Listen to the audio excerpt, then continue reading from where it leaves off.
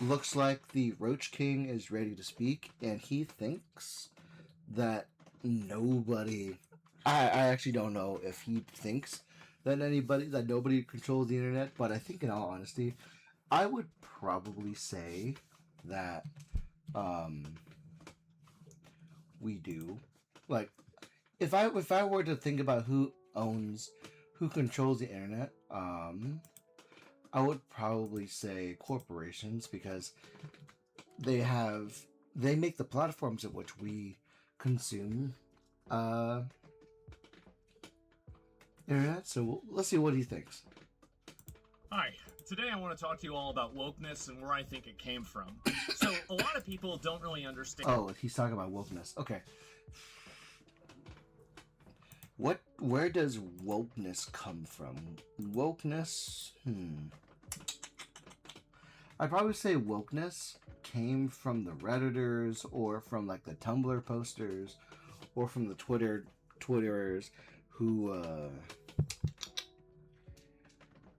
had enough time in the back rooms to develop their power, and then when it was time to rise and become the loudest, they have already amassed their power in the background to become so loud. And how all these things came together, and how we experienced probably the highest and the biggest level of censorship that at least I've experienced in my lifetime between the years that I would say 2014 and 2024. Now, censorship? Yeah, because I want to. What was that? I was drinking my lollipop. You knocked that back so I so did. forward, so Don't judge me. No, it was like. what I find to be the most ironic about this is that the main thesis of what I'm going to be talking about is the way that you created the unholy matrimony, the unholy trinity between ideologically captured media, bad faith capitalism, and mentally ill activism. And these things put together all created an apparatus that I want to construct and then deconstruct and talk to you all about how it actually maintained power and how it manifested and projected that power throughout the entire internet. So fundamentally, what I find to be the most ironic about all of this is that the main people that are the biggest social justice warriors, the biggest woke people, the people that care so much about all of these different issues, almost every single one of them hate capitalism. But the biggest wokest people hate capitalism. It doesn't help that like in past internet history, if I remember this correctly, I see a situation where the people who hated the sexualization of women definitely tried to control the narrative, and then they caused other companies to like follow suit. Sweet Baby Inc. is like a big example about that. But yeah, no, it's like incredibly crazy to where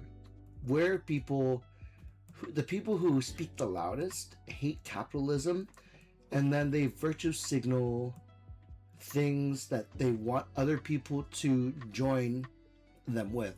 It's kind of like, well, my God, it's kind of like they're the loudest in the room, just loud enough because they think that if they are the first person to speak, the other one who is afraid to will join them. But that's not how reality works. in an ironic sense, none of their ideology would have ever been tolerated by anybody if capitalism wasn't there that was insulating it from criticism. And I want to talk about why that happened. So we're going to go back, we're going to go way back to 2010 to 2014. It depends on how you want to define it, but that's where I would really start at the beginning. So that's whenever you started seeing terms of service on websites. That's whenever you started seeing words that you couldn't say. That's whenever, instead of telling people, if you don't like it, don't look at it, instead of that, you decided to instead tell people, if you don't like it, then nobody can look at it. Why did these things change? What happened? Why was it that a place like Reddit, for example, that was the open bastion of free speech, suddenly changed and then allowed itself to be completely colonized by a small manufactured minority of suddenly changed? Why was it that a place like Reddit, for example, that was the open bastion of free speech, suddenly changed and then allowed itself to be completely colonized by a small manufactured minority of people and a manufactured consensus of ideas that is really not representative of their user base or really of anybody in real life either? How did this happen? And I'll tell you exactly how it happened. I would probably say these people who felt like it was a badge of honor to be a Reddit monitor, who felt like, oh, I'm a part of this PTA, I mean something, I'm part of the student body, I mean something. I feel like they somehow wormed their way into these positions, and, you know, being able to afflict change in those, into those, like, properties really got into their head.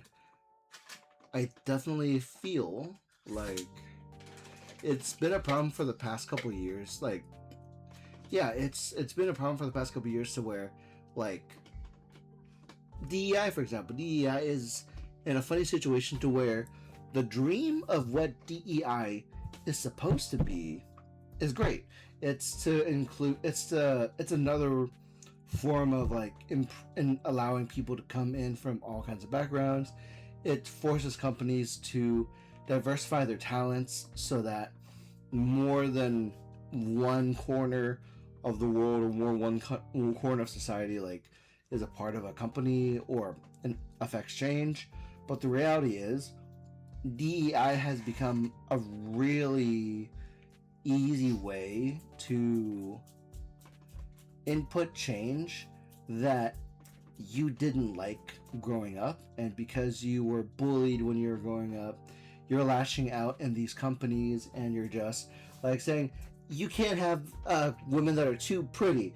This kid, this woman is obviously a child. I don't care that she's Asian or that Asians may look that way very commonly. I don't care if this, like, chick or this dude who looks that way doesn't look like me. If they're not a little bit fat, or if they're not a little bit ugly, they don't represent me. And then people who come from those, like, bullied parts of their lives, they go into power, they, like,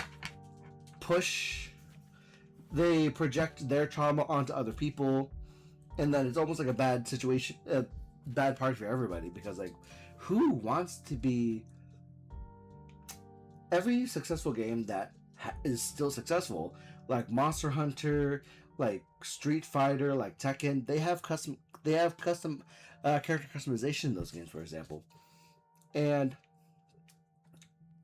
in a very silly way, unless you purposefully make yourself the pinkest person possible, or like the bushiest hair possible, or the lankiest Slenderman Street Fighter character as possible, oftentimes people like to look a little hot. People like having their character look as an avatar that they would prefer. And, like, some people who have... It's a problem, I've noticed, where some people with lower self-esteem, they would turn towards, like, figures or turn towards a look that they should deserve because of how they were bullied.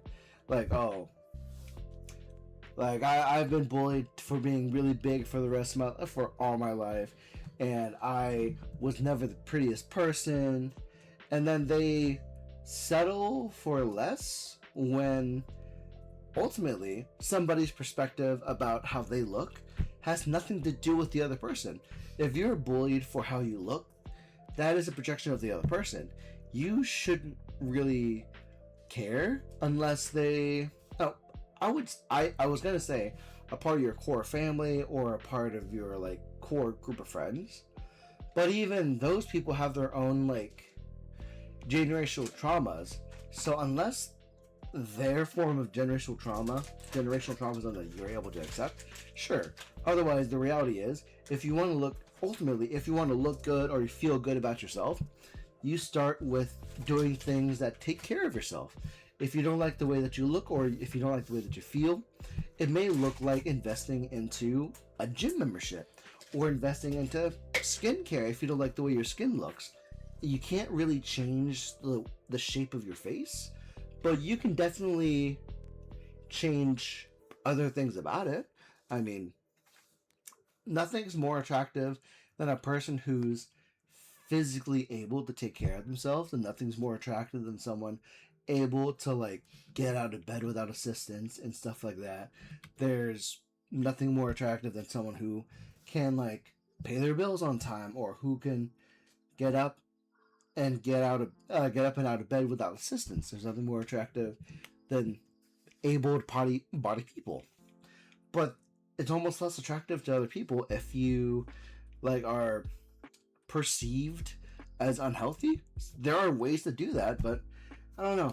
What do you think, Asman? It's actually very simple. It happened because of money. So what happened between 2010 and money's 2014? You started getting a lot of ads. You started getting a lot of advertisements. You started getting a lot of, ways that these companies and these websites were basically making money. And if you look at this on the stock market for any of these different companies, this is very clearly the growth period of their business. I forget that it's really funny to where like 2,000 years ago, when you look at the kings and queens, or you look at royalty, I often forget that the people who are the most royal, or who are the most status, are also like almost, or a little bit of the biggest people. Like there's no possible way you can get fat 2,000 years ago or 200 years ago if you didn't have enough food, right? And how do you get food? By having enough money to buy the food that make you fat, right? Or the fashion, or the care that will be. You wouldn't have the fanciest clothing 200 years ago. You wouldn't have the fattest people 200 years ago. You wouldn't have like the golden jewelry 3,000 years ago if you didn't have money. And oftentimes, if you want to look if you want to like have like an improved quality of life, that kind of ties to capitalism. This is whenever they started really making a lot of money, because a lot of people falsely attribute the woke era to something that was happening during COVID, which I think was the fever pitch, but it wasn't the entire disease. The disease actually started between 2010 and 2014, and it was manifested by advertising, and then companies wanting to maintain that advertising money in order to maintain to maintain the advertisements to continue making more money. So what happened is that you had these activists and people that are working inside of media companies, and then the media companies are running smear campaigns. They're talking about how, this website is allowing, racism or dangerous language or X or Y thing. And we're not even talking about the COVID era, by the way. Keep this in mind. This is back in the, Gamergate and even pre-Gamergate era. This is when these things were happening. So what really was going on is that they kept making articles, and they kept saying that, like, oh, this website is allowing X, Y, and Z content, and it's horrible that this is happening. Then there was a harassment and a advocacy campaign. What do you mean? What? In order to... Oh, what color will it be? This one. God They started really making a lot of money, because a lot of people falsely attribute the woke era to something that was happening during COVID, which I think was the fever pitch, but it wasn't the entire disease. The disease actually started between 2010 and 2014, and it was manifested by advertising, and then companies wanting to maintain that advertising money in order to maintain to maintain the advertisements to continue making more money. So what happened is that you had these activists and people that are working inside of media companies, and then the media companies are running smear campaigns. They're talking about how, this website is allowing, racism or dangerous language or X or Y thing. And we're not even talking about the COVID era, by the way. Keep this in mind. This is back in the, Gamergate and even pre-Gamergate era. This is when... I think, wasn't Gamergate a situation where they blamed people's problems to like the active video games? It's like, oh, they're all these like Columbine happened because of Call of Duty and shooting games. Oh, people are getting fatter and getting like less responsive because they're inside their house all the time because of video games. Oh, satanic rituals? That's because of D&D and video games. when these things were happening. I so don't what remember. What was going on is that they kept making articles and they kept saying that, like, oh, this website is allowing X, Y, and Z content, and it's horrible that this is happening. Then there was a harassment and a advocacy campaign that pushed the advertisers that were advertising on the website, that was basically egged on by these ideologically captured media apparatuses and individuals too, to put pressure on these companies, because companies, you have to admit, you have to understand, I mean, are they're not moral, they're not immoral, they're amoral. If Hitler won World War II, most of these companies would be selling swastikas, and it's important. Amoral. Is amoral. Wait, what was it again? If Hitler won, they're not moral, they're not immoral, they're amoral. Hey Joe. Hi. Do you know what amoral means? No. Like they're neutral, or like, do you know, like there's immoral, like you don't care about people's feelings. Yeah. They're moral to where they care about it to a certain extent. Would amoral be neutral party or something like that? I guess, I'm not sure. I don't have an opinion on that one. Because I'm just like, this guy is saying words that I don't understand. Like I swear I went to school. Like I have a certificate of an associate's degree, but what is amoral? Amoral is completely lacking a moral sense, or being entirely outside the realm of moral altogether. Doesn't possess a concept of right or wrong. They're ethically neutral rather than intentionally wicked. There's moral to where, okay, immoral, which means you're intending harm, and then like it's a lack of a moral code. Okay. If Hitler won World War II, most of these companies would be selling swastikas, and it's important to always remember that. When a company thinks that your social cause or your social opinion is the correct social opinion, the odds are it's because they think they can make money off of you if they tell you that. That's the only reason. Why do you think they all care about Pride? Well, it's because they can sell something with a rainbow on it. So anyway... it's kind of funny to where, like, the only reason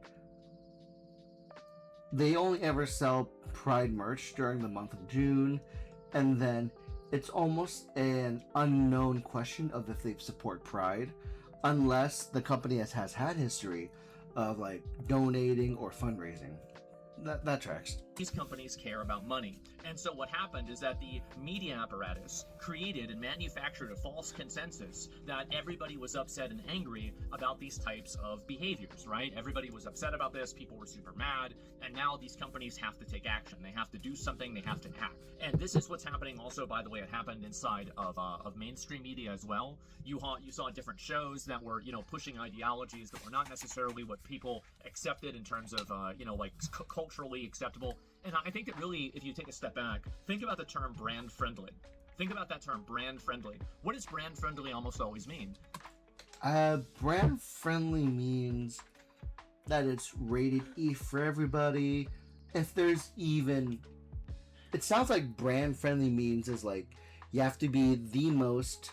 the most PBS friendly advertisement, I guess.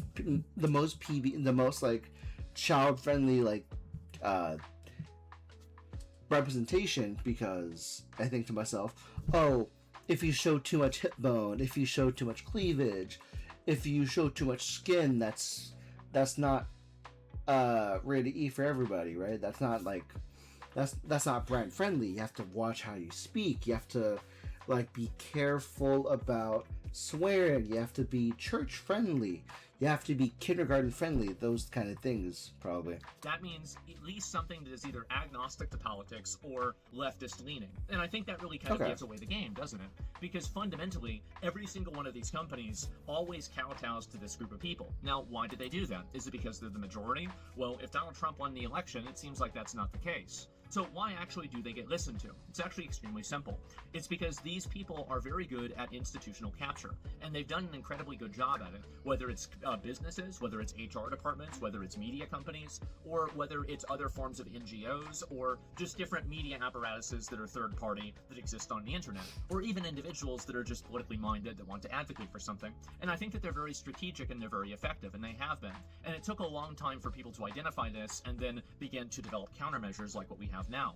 So anyway, all of these people have basically created this entire permission structure around language. And the permission structure around language enabled people to accept that certain things were just simply not allowed to be said. And this manufactured the ideology of being brand friendly. This Yeah, so like you can't swear, you can't say the wrong things, you can't speak about your opinion about somebody else. You have to talk around them.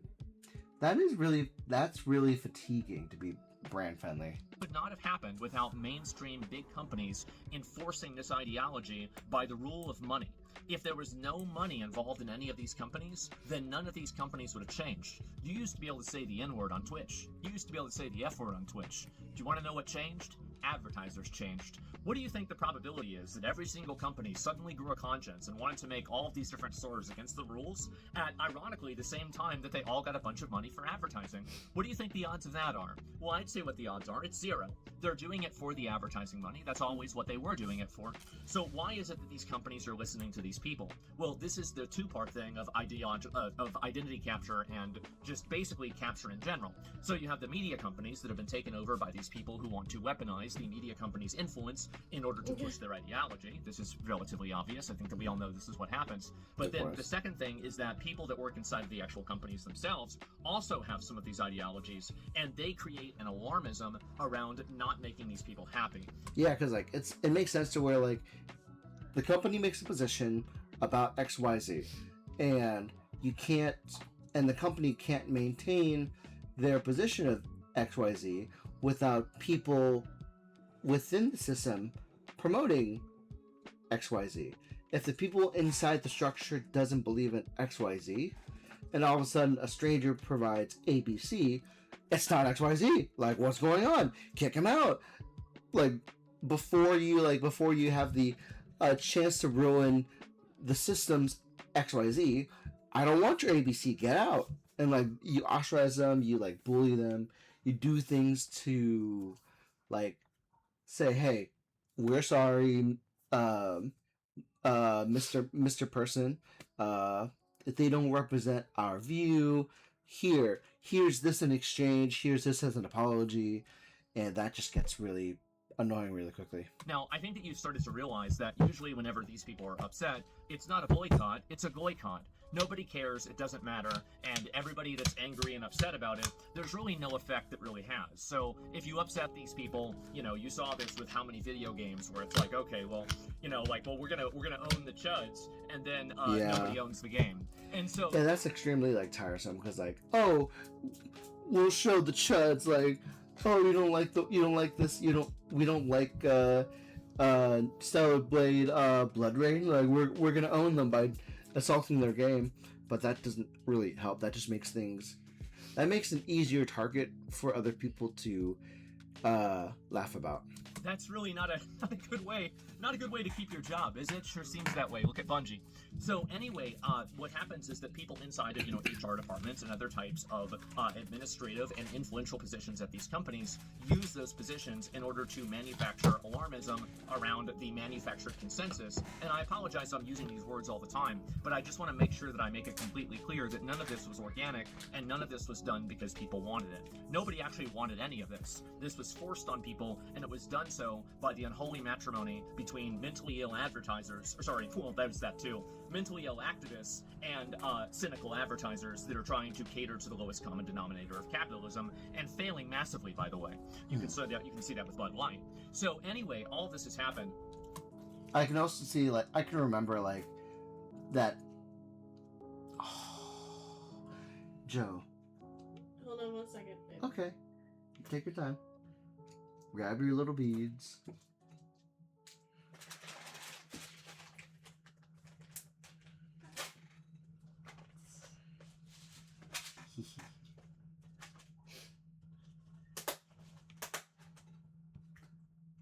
Yes. Do you remember that one Pepsi commercial that everybody hates?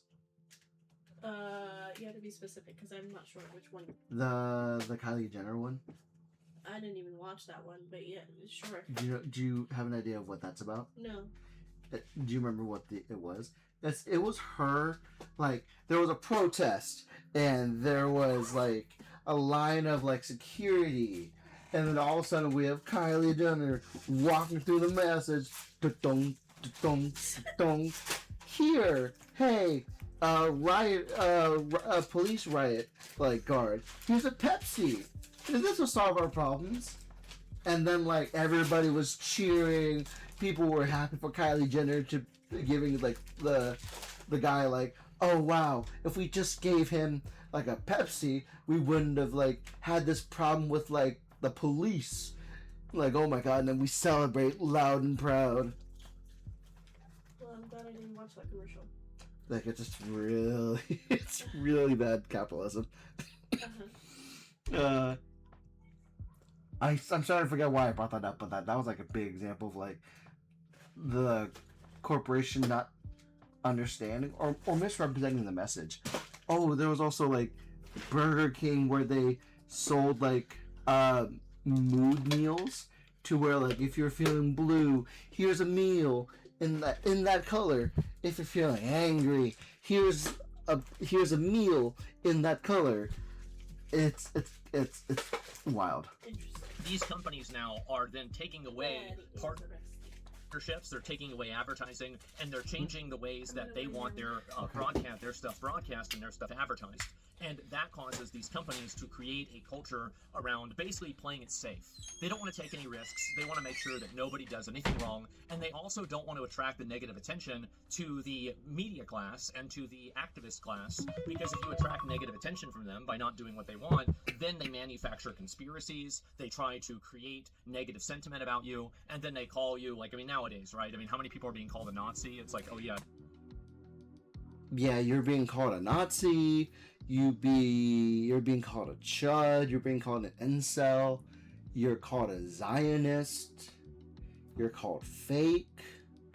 At any point that you, like, talk against the grain or talk against, like, the current message, like, it's even funny to where, like, the biggest example that I can think of is, like, when I think about when I think about the worst offender, I think about Hassan Piker for whatever reason. And when I think of Hassan Piker, I think about how he's made a community to where, like, it's a really evil cesspool in there, and yet for whatever reason he's been, like, glazed up by Twitch. He's been glazed up by other, like, venues. And then he gets also punished for,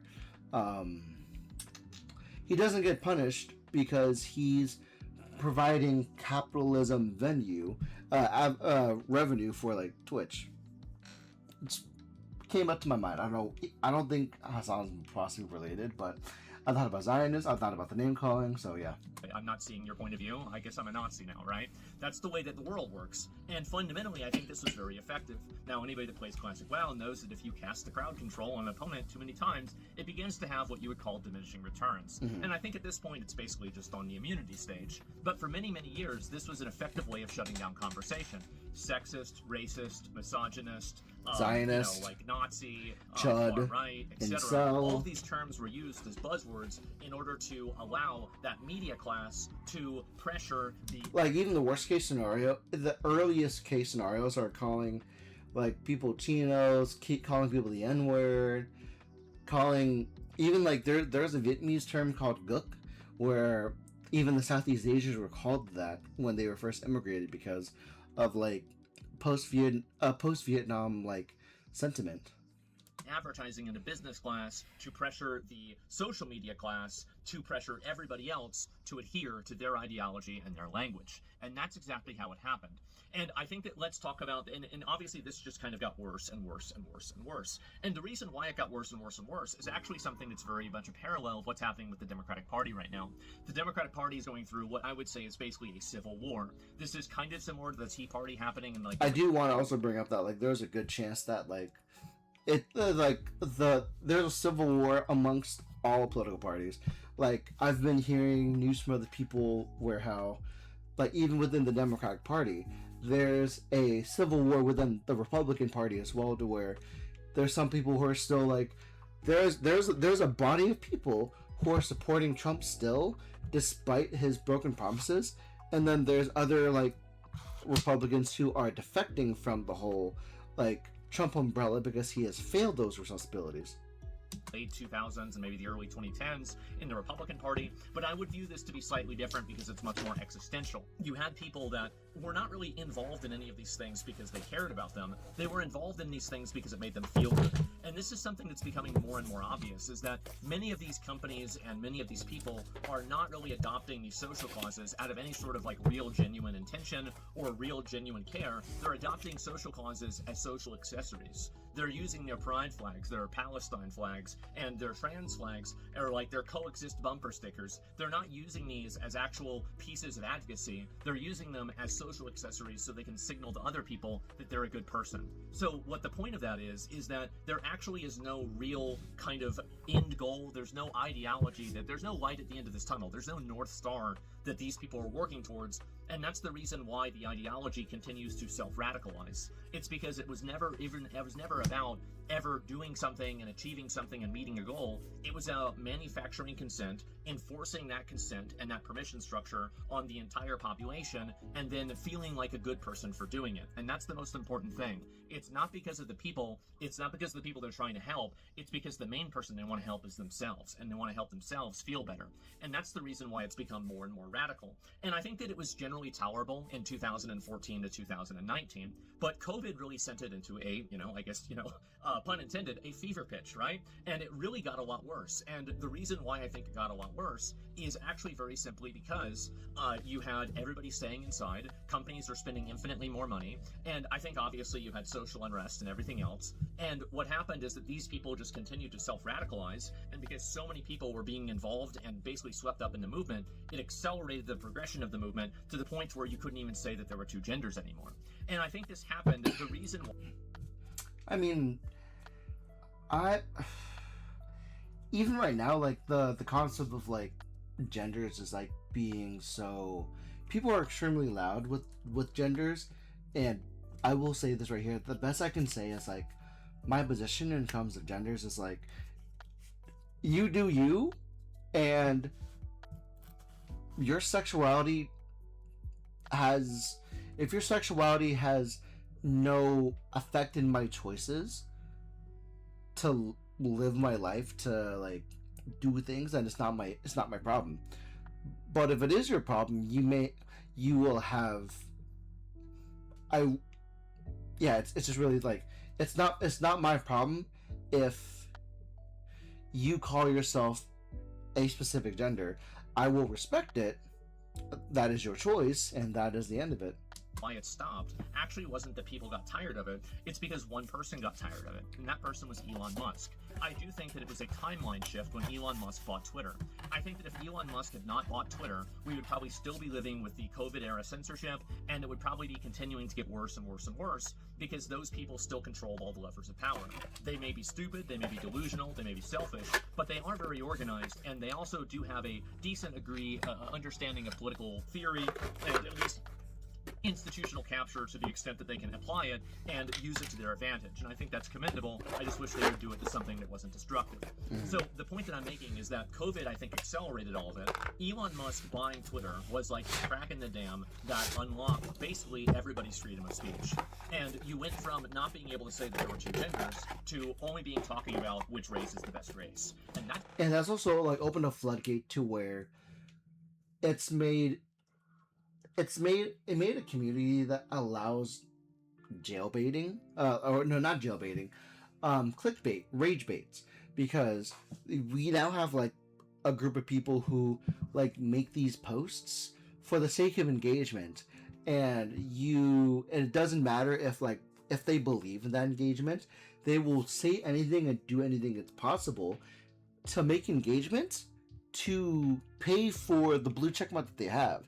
It's like, it's funny to where all these LARPers on the internet say all these outrageous things, but it almost amounts to nothing. To where, why do you say this thing with a blue check mark?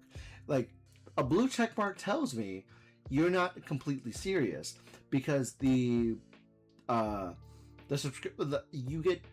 get paid like minimum, like less than minimum wage if you reach a certain threshold of posts, views per post, engagements per post, and that in itself is like, it's funny to where, because you have this blue check mark, you have to earn like income from Twitter now just to maintain your subscription. Otherwise, it's a net negative of a subscription for you. It's a really big change. If the Overton window didn't shift, the entire building got bulldozed, and you built it somewhere else. So in the entire world, I think this was probably the biggest, or internet world, this was the biggest shift in terms of, like ideology, in terms of behavior and everything, is when Elon Musk ended up buying Twitter. So he buys Twitter, everybody can say whatever they want, yeah. And then also, at that point, Elon said, well, I don't need advertising, and that's the reason why Twitter, I think, has freedom of speech. The more that these companies allow advertising, the less freedom of speech that they will be allowed. Yeah, because that makes sense to where, like, it's a situation where, like, you can say almost whatever you want, and that in itself is a problem to where, worst case scenario, well, worst for an 8-year-old, there's no age restriction for it. Twitter, I don't think. And the worst thing a kid can do is type the word BOOB, and then they're automatically exposed to not safe for work images that they shouldn't be having without like that kind of education. Like, it's crazy to where, what can a 5-year-old find out by typing a single word? And you could say that's fair because companies don't want to deal with this kind of stuff and they want to be amoral. I understand that, but I think that we should also acknowledge that the genesis of all of this censorship is not simply social justice, it's actually just making money.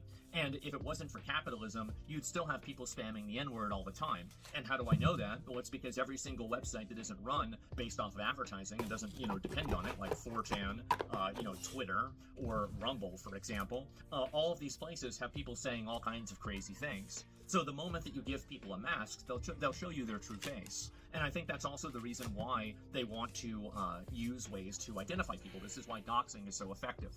Doxing is also another effective way of doing things, and the reason why doxing is so effective is because doxing allows people to apply those consequences that they would previously apply to companies, to social media websites, which was a lot harder for them to do.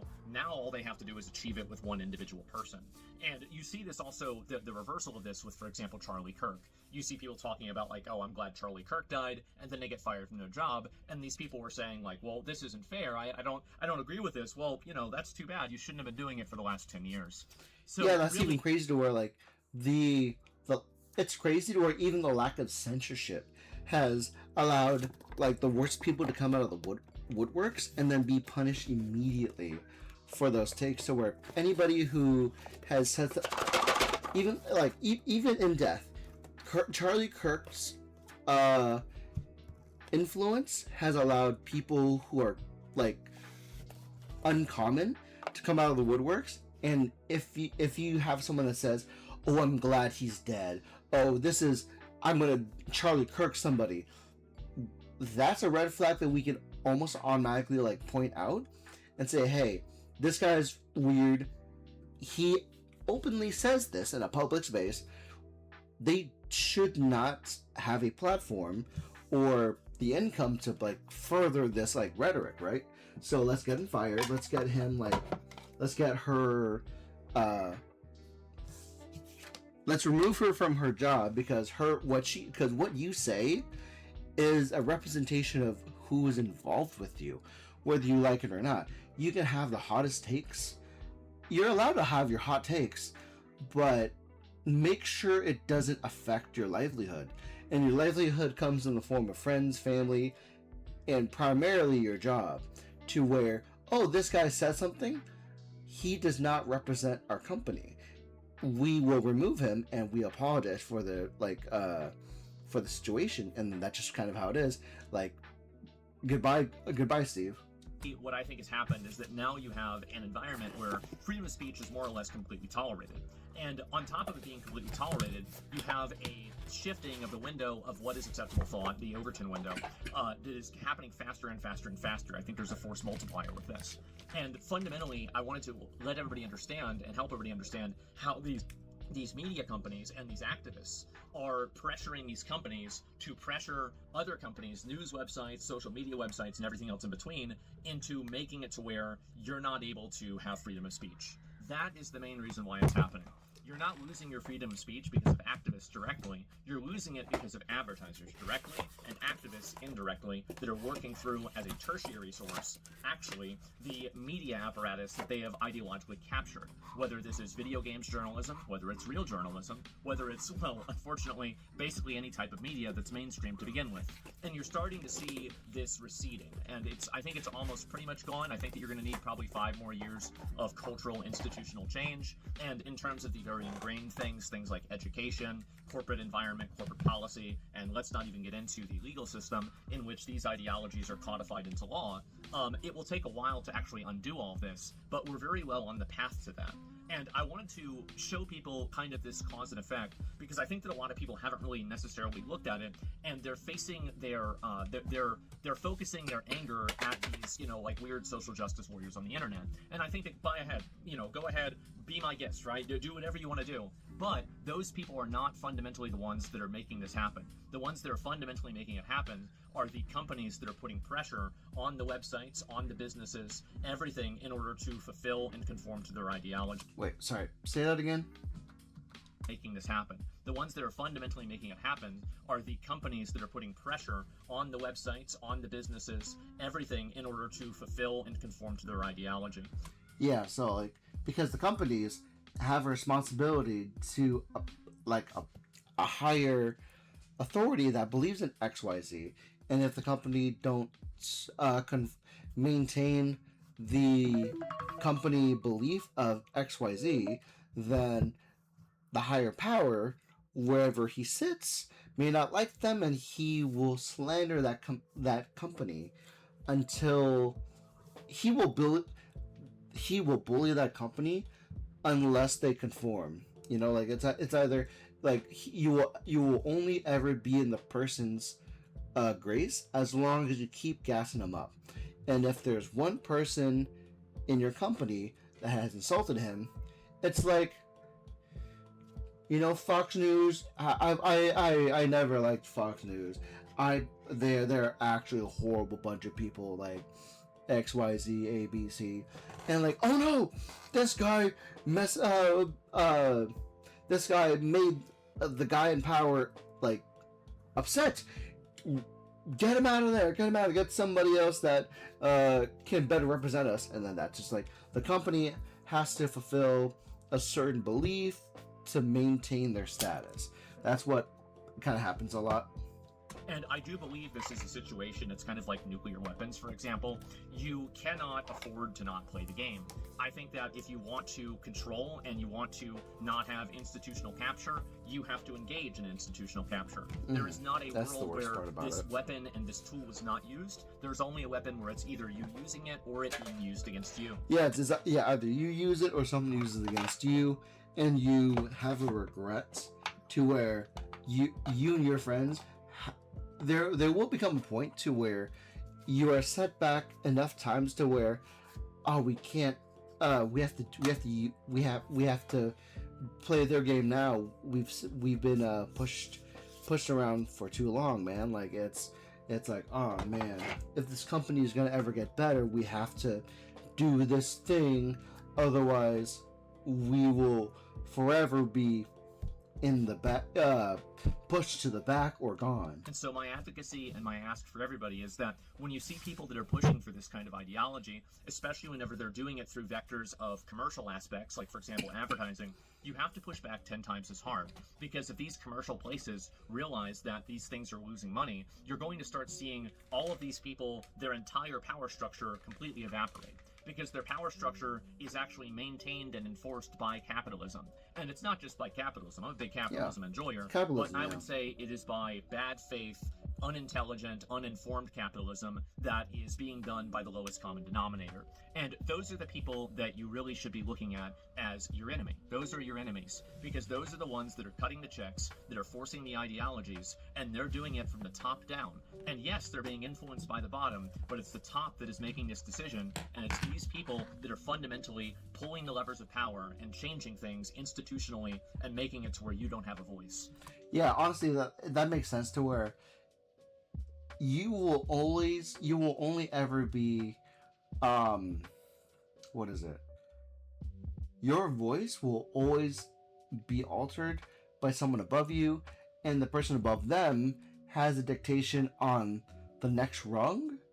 Otherwise, if the next rung doesn't obey and conform to what the top rung says, hey, look, this guy, this little rung might be there might be a problem with this rung. Let's replace them. Let's put something that's brand new. Let's put something that works.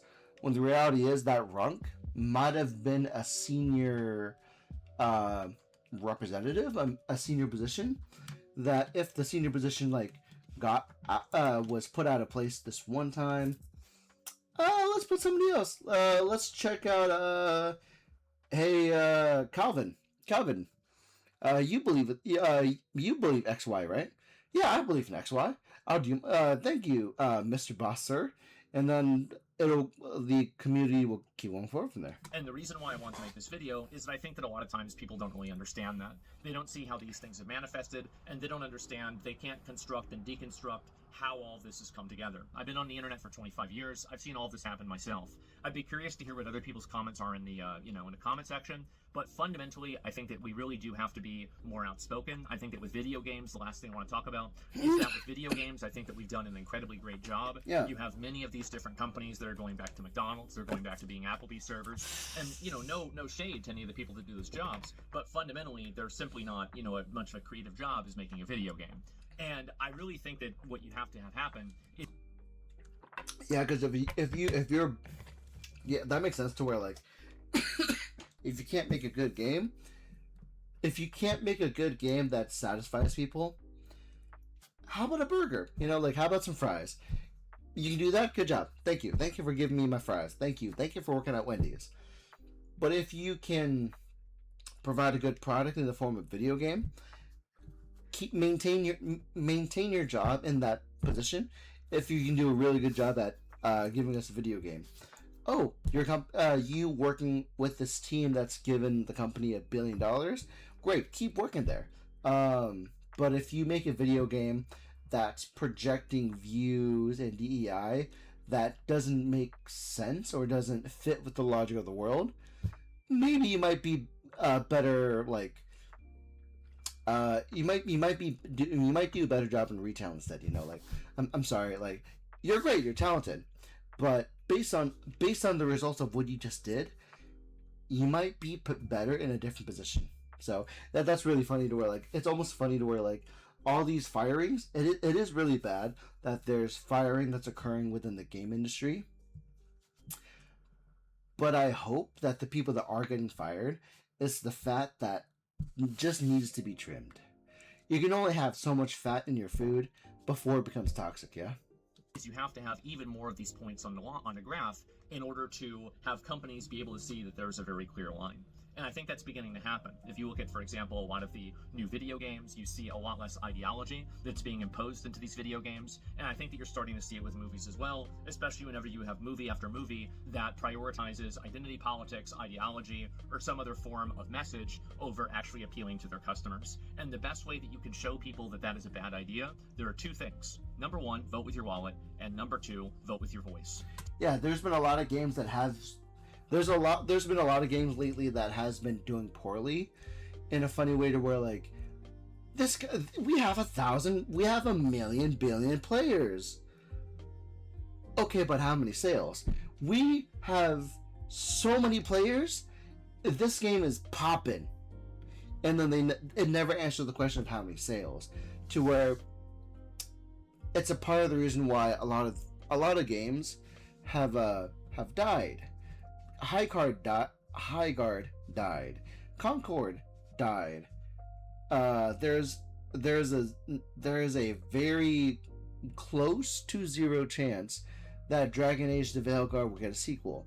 If Dragon Age: The Veilguard did its job, and the amount of like representation that it pushed onto people was almost unwanted. Like, okay, sure, this is your thing. That has nothing to do with my intentions of trying to play a game to beat this boss. Like, it has to mean something if you try to like put people through these storylines to where, you know, what if I don't do your character mission? What if I just don't do this? Why couldn't you have been put in a situation to where it's like it's like Mass Effect. If I don't do your character mission, you may or may not die. You know? You may or may not. I don't know. Tell people the way that you feel, express yourself, and do it loudly. Because if you do it louder than other people, then people are going to listen to you instead. This isn't a world where you can just abstain. This isn't a world where you can just say, well, I'm just simply not going to do that because I don't agree with that. If you don't do it, they'll do it to you. And that's my real, I want people to understand this. And I understand it might be a cynical pill to swallow. And I get that. I understand that. But I think that it's true. And if you don't think it's true, just wait and see, pay attention, listen, and just look around. And I think that you'll begin to realize that that's really the path forward. So I wanted to explain and talk about that. I hope you guys all watched and enjoyed it. And I'm curious to hear what people's comments are in the comment section below. So thanks all for watching. I'll see you tomorrow. Peace. Yeah, I enjoyed it. Like, I don't know why you're looking the way you're looking, but I definitely agree. There is some truth to what Asmund is talking about. I know a lot of people don't like Asmund. I know he had a rotting rat in his bedroom to wake up in, and like, he says XYZ, and that ABC is terrible. His political takes are terrible.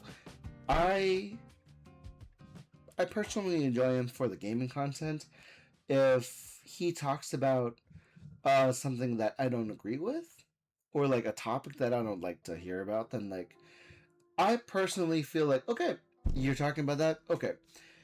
And what else do you got? Is somebody else playing Star Fox? You can not like a person's choice and still like them. Like, I can still like ABC, but still hate EFG. You know, it's whatever, right? But anyways, let me know what your thoughts are. He made good points. Do you have anything that's contradicting, or you have a objection? Let me know.